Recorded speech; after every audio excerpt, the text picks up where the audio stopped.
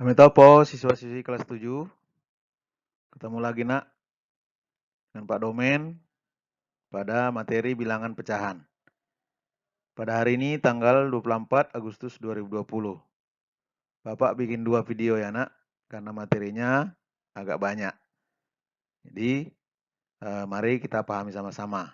Semoga tetap semangat, belajar dari rumah, belajar jarak jauh. Oke, mari kita lihat apa yang kita dapatkan atau yang kita tuju. Ya, ini tujuan pembelajaran kita pada materi bilangan pecahan ini, yaitu pengertian bilangan pecahan. Yang kedua, pecahan senilai. Yang ketiga, menyederhanakan pecahan. Yang keempat, membandingkan pecahan. Yang terakhir, menemukan pecahan di antara dua pecahan lain. Oke, baik, kita bahas satu persatu. Bilangan pecahan. Pecahan bagian dari keseluruhan. Itu kira-kira konsepnya ya nak. Keseluruhan di situ maksudnya satu kesatuan atau satu, 100%. Ya, jadi satu di sini 100%. Kalau tampilan pecahan misalnya 3/13, maka keseluruhannya atau satunya kita anggap menjadi 13/13.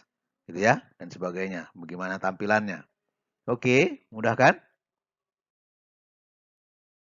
Pecahan senilai. Nah, ini ya, ada di sebelah kiri setengah dan setengah, 1 dibagi 2.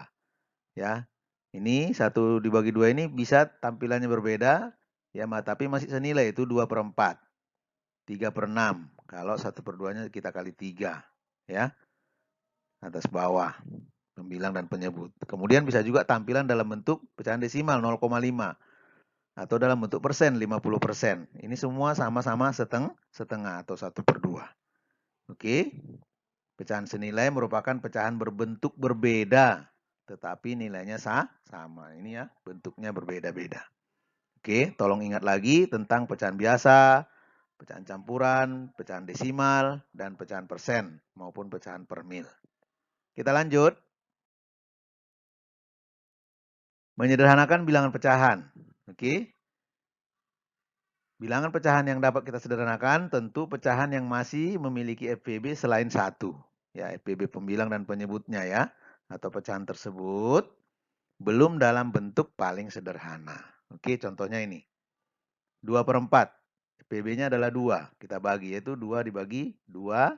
Pembilangnya, kemudian penyebutnya 4 dibagi 2. Sehingga sama dengan setengah. Jadi, kalau 2/4 kita sederhanakan, paling sederhananya adalah 1/2. 1/2. Begitu ya nak. Jadi harus paham cara mencari FPB dan KPK. Tolong ya. Nah ini, ingat cara mencari FPB dan KPK dari 2 atau lebih bilangan. Oke, kita lanjut. Kan bilangan pecahan.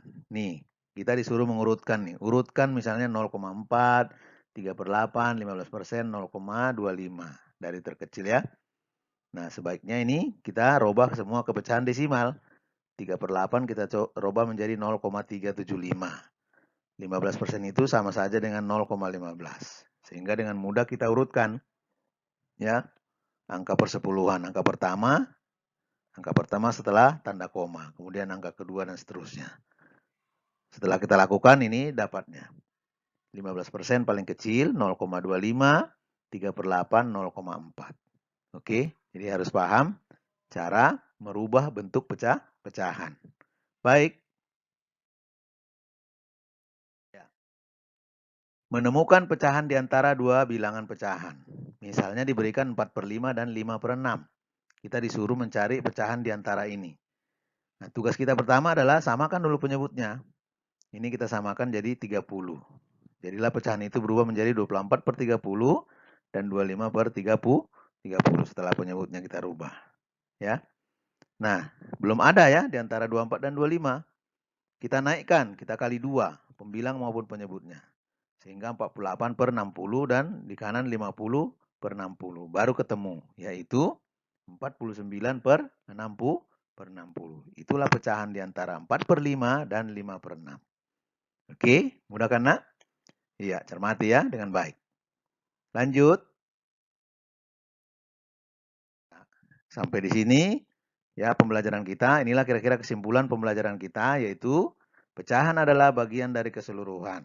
Keseluruhan sama dengan 1 atau 100%.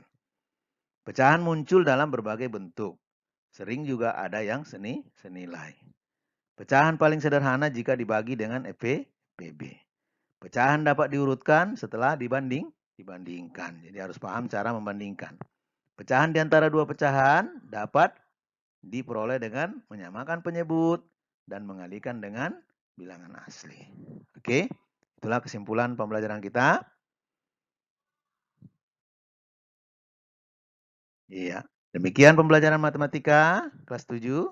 Semoga dapat mengerti materi bilangan pecahan dan dapat terbantu dalam mengerjakan soal atau latihan nanti di Moodle SMP Ananda.